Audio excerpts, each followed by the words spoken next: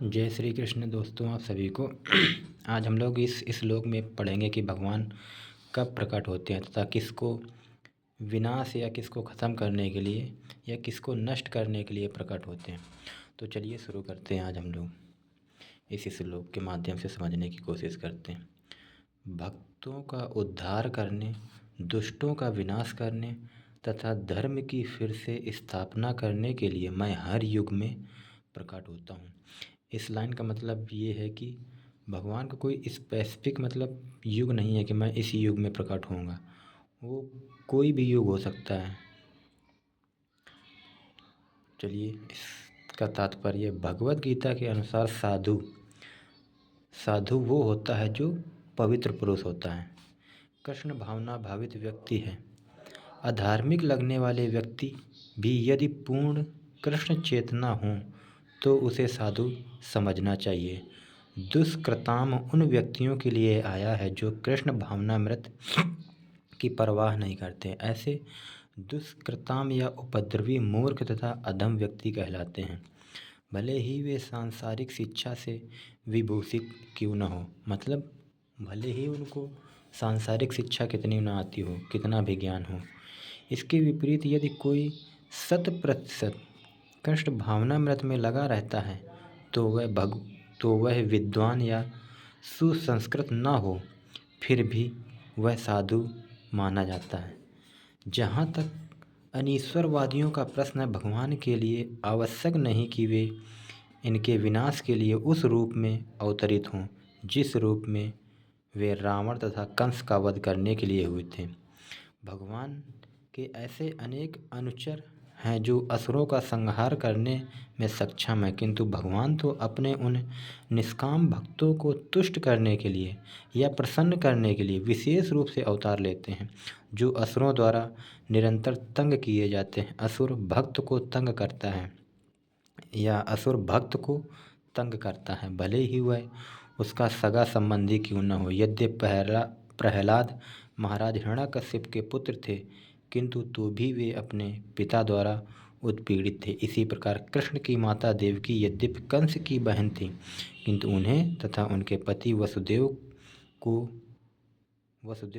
इसलिए दंडित किया गया था क्योंकि उनसे कृष्ण को जन्म लेना था। अतः भगवान कृष्ण मुख्यतः देवकी के उद्धार करने के लिए प्रकट हुए थे, कंस को मारने के लिए नहीं। ये जो लोग बोलते हैं कि भगवान कृष्ण कंस को मारने के लिए पैदा हुए थे, देख लो, साफ साफ लिखा है भगवत गीता में कि भगवान कृष्ण मुख्यतः देवकी के उद्धार करने के लिए प्रकट हुए थे, कंस को मारने के लिए नहीं।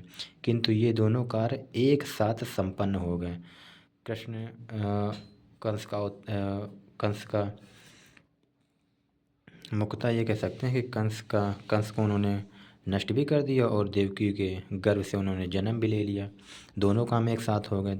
ये लिखा है, देवकी के उद्धार करने के लिए प्रकट हुए थे, कंस को मारने के लिए नहीं, किंतु ये दोनों कार्य एक साथ संपन्न हो गए। अतः यह कहा जाता है कि भगवान भक्त का उद्धार करने तथा दुष्ट असुरों का संहार करने के लिए विभिन्न अवतार लेते हैं। कृष्णदास कविराज कृत चैतन्य चरितामृत के निम्नलिखित श्लोकों से अवतार के सिद्धांतों का सारांश प्रकट होता है। सृष्टि हेतु एई मूर्ति प्रपंचे अवतरे से ईश्वर मूर्ति अवतार नाम धरे। मायातीत परव्यों में सबार अवस्थान विश्व अवतरी धरे। अवतार नाम अवतार अथवा ईश्वर का अवतार भगवत धाम से भौतिक प्राकट्य हेतु होता है। ईश्वर का वह विशिष्ट रूप जो इस प्रकार अवतरित होता है अवतार कहलाता है। ऐसे अवतार भगवत धाम में स्थित रहते हैं। जब वे भौतिक सृष्टि में उतरते हैं तो उन्हें अवतार कहा जाता है। तो आप लोग समझ गए होंगे कि अवतार किसको कहते हैं। अवतार कई तरह के होते हैं, यथा पुरुषावतार, गुणावतार, लीलावतार, साकत्यावेश अवतार तथा मनवंतर अवतार या युगावतार। इन सब का इस ब्रह्मांड में क्रमानुसार अवतरण होता है, एक क्रम में होता है। पहले ये, फिर ये, फिर ये, किंतु भगवान कृष्ण आदि भगवान हैं और समस्त अवतारों के उद्गम हैं। भगवान श्री कृष्ण शुद्ध भक्तों की चिंताओं को दूर करने के विशिष्ट प्रयोजन से अवतार लेते हैं। मतलब भगवान श्री कृष्ण भक्तों की चिंताओं को दूर करने के लिए अवतार लेते हैं, ना कि किसी का ना कि किसी को नष्ट करने के लिए, जो उन्हें उनकी मूल वृंदावन लीलाओं के रूप में देखने से उत्सुक रहते हैं। अतः कृष्ण अवतार का मूल उद्देश्य अपने निष्काम भक्तों को प्रसन्न करना। ये देखिए लिखा है कि भगवान कृष्ण अवतार क्यों लेते हैं।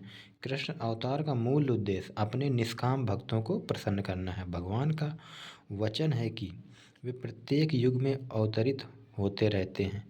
इससे सूचित होता है कि वे कलयुग में भी अवतार लेते हैं, जैसा कि श्रीमद् भागवत में कहा गया है कि कलयुग के अवतार भगवान चैतन्य महाप्रभु हैं, जिन्होंने संकीर्तन आंदोलन के द्वारा कृष्ण पूजा का प्रसार किया और पूरे भारत में कृष्ण भावनामृत का विस्तार किया। उन्होंने ये भविष्यवाणी की कि संकीर्तन की यह संस्कृति सारे विश्व के नगर नगर तथा ग्राम ग्राम में फैलेगी। भगवान चैतन्य को गुप्त रूप में किंतु प्रकट रूप में नहीं, उपनिषदों, महाभारत तथा भागवत जैसे शास्त्रों के गुहा अंशों में वर्णित किया गया है। भगवान कृष्ण के भक्तगण भगवान चैतन्य के संकीर्तन आंदोलन द्वारा अत्यधिक आकर्षित रहते हैं। भगवान का यह अवतार दुष्टों का विनाश नहीं करना या विनाश नहीं करता, अपितु अपनी अहेतुकी कृपा से उनका उद्धार करता है।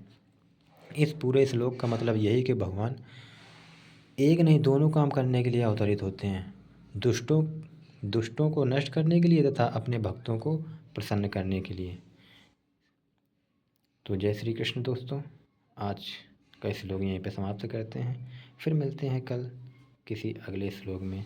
जय श्री कृष्ण।